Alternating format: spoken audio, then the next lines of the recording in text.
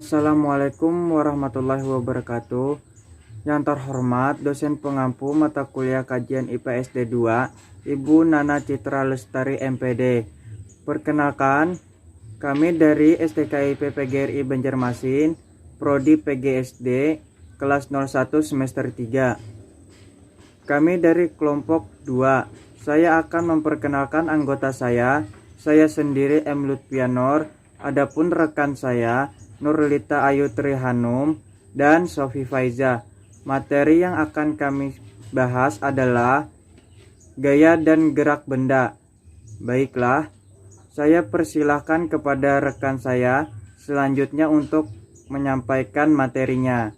Nama saya Nurlita Trihanum, NPM 361195614. Di sini saya ingin membacakan hasil kerja kami berupa PPT yang berjudul Gaya dan Gerak Benda. A. Pengertian dan jenis gaya. Pengertian gaya adalah tarikan atau dorongan yang terjadi pada suatu benda. Gaya memiliki nilai dan arah sehingga masuk ke dalam besaran vektor. Gaya dapat menyebabkan suatu benda diam menjadi bergerak. Misalnya, sewaktu kita mendorong atau menarik kursi.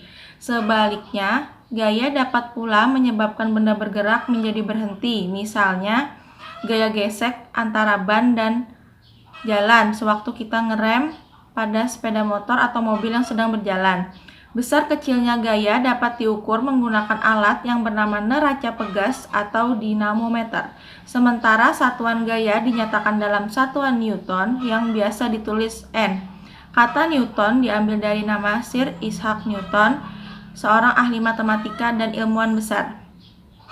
Ada beberapa jenis gaya, yakni gaya magnet adalah gaya yang diakibatkan oleh magnet. Magnet memiliki dua kutub, yakni kutub utara dan selatan. Bentuk magnet beragam. Ada yang berbentuk jarum, huruf U, berbentuk silinder, lingkaran, dan batang. Gaya listrik adalah gaya yang dimiliki suatu benda yang memiliki muatan listrik untuk menarik atau menggerakkan benda. Untuk melihat adanya gaya listrik, kamu bisa mencoba menggosok-gosokkan penggaris pada rambut yang kering. Kemudian dekatkan pada sobekan kertas, maka sobekan kertas itu akan menempel pada penggaris. Penggaris bisa menarik potongan kertas dengan gaya listrik. Selanjutnya gaya otot. Ini kekuatan yang dihasilkan oleh otot manusia. Gaya ini sering dilakukan pada saat kamu mengangkat beban. Saat kamu sering melakukan olahraga, maka otot akan bertambah besar dan kuat. Selanjutnya gaya gravitasi adalah gaya tarik-menarik antara benda. Contohnya, saat kamu melempar benda ke atas, maka semua benda akan jatuh ke bawah. Ini berbeda saat berada di luar angkasa. Para astronot tidak merasakan gravitasi, dampaknya mereka akan melayang-layang. Selanjutnya, gaya pegas merupakan gaya yang dihasilkan oleh kerja benda elastis. Kekuatan yang ditimbulkan oleh karet atau pegas yang direnggangkan. Contohnya saat kamu bermain panahan, karet akan mendorong anak panah terlontar dengan cepat dan jauh. Gaya gesek adalah gaya yang ditimbulkan akibat gesekan dua permukaan benda yang bersentuhan. Gaya ini bisa menguntungkan dan merugikan. Bila kamu berjalan di jalan yang kering, maka antara sepatu dan jalan akan muncul gaya gesek. Yang B. Pengertian dan jenis gerak. Pengertian gerak menurut KBBI adalah peralihan tempat atau kedudukan baik hanya sekali maupun berkali-kali. Gerak adalah perpindahan posisi benda dari tempat asalnya karena adanya gaya. Saat kamu berlari, maka akan terjadi perpindahan, di mana kamu berpindah dari satu tempat ke tempat yang lain. Ada beberapa jenis gerak, yakni gerak lurus. Gerak lurus adalah gerak yang lintasannya berbentuk lurus. Berdasarkan kecepatan gerak lurus dapat dibedakan menjadi dua jenis, yaitu A. Gerak lurus beraturan adalah gerak benda yang lintasannya berupa garis lurus yang kecepatannya selalu tetap setiap saat karena tidak mengalami percepatan.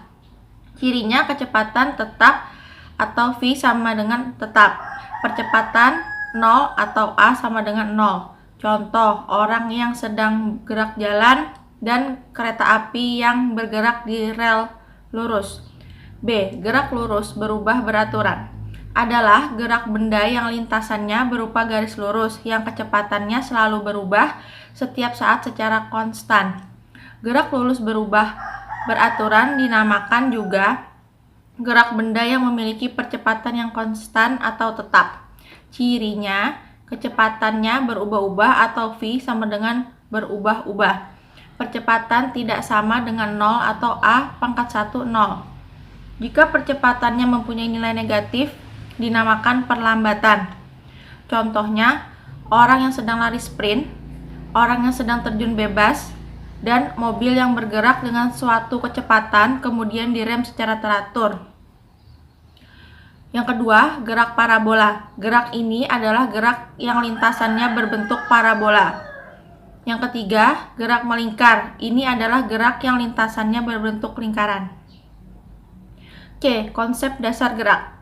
A. Gerak lokomotor. Gerak lokomotor adalah gerak memindahkan tubuh dari suatu tempat ke tempat yang lain. Perkenalkan, nama saya Sofi Faiza, NPM saya 3061956076. Saya akan melanjutkan penjelasan dari teman saya mengenai macam-macam gerak lokomotor. Macam-macam gerak lokomotor yang pertama ada berjalan. Jalan adalah suatu aktivitas gerak memindahkan tubuh dari satu tempat ke tempat yang lain. Pada saat kaki melakukan pergantian langkah, salah satu kaki tetap menumpu pada dasar pijakan. Dengan konsep di atas, berjalan dapat dilakukan dengan kaki, dengan tangan, dengan kaki dan tangan, dengan tubuh. Demikian juga arahnya, ke depan, ke belakang, ke samping, kiri dan kanan. Dalam hal usaha, bisa cepat, lambat, keras, perlahan, atau terhenti-henti. Dalam hal keterhubungan, bisa di sekitar ruangan, di sekitar teman sendiri, melintasi atau melangkahi alat, dan sebagainya. Yang kedua ada berlari. Berlari adalah aktivitas gerak memindahkan tubuh dari satu tempat ke tempat yang lain. Pada saat kaki melakukan pergantian, langkah badan dalam keadaan melayang di udara. Yang ketiga ada berjingkat. Berjingkat adalah suatu aktivitas memindahkan tubuh dari satu tempat ke tempat yang lain dengan menggunakan satu kaki, menumpu dan mendarat menggunakan satu kaki, sedangkan satu kaki yang lain ditekuk pada bagian lutut sehingga tidak menyentuh tanah. Keterampilan berjingkat selain sering digunakan dalam kehidupan sehari-hari, juga sering digunakan dalam aktivitas motorik pada beberapa cabang olahraga seperti lompat jangkit, sepak bola, bola voli, dan bola basket. Yang keempat ada meloncat. Meloncat adalah suatu gerakan memindahkan tubuh dengan menggunakan dua atau satu kaki tumpu dari satu ketinggian dan mendarat tidak harus menggunakan kaki. Selanjutnya B. Gerakan non-lokomotor. Gerakan non-lokomotor adalah aktivitas yang menggerakkan anggota tubuh pada porosnya dan pelaku tidak berpindah tempat. Bentuk-bentuk gerakan non-lokomotor yaitu seperti menghindar, meregangkan otot, memutar dan berputar, mengayunkan kaki, bergantung, menarik, dan yang terakhir adalah mendorong.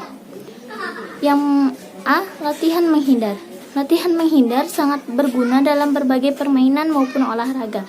Menghindar dapat berupa menghindari benda maupun kawan atau lawan bermain. Yang B. Latihan peregangan.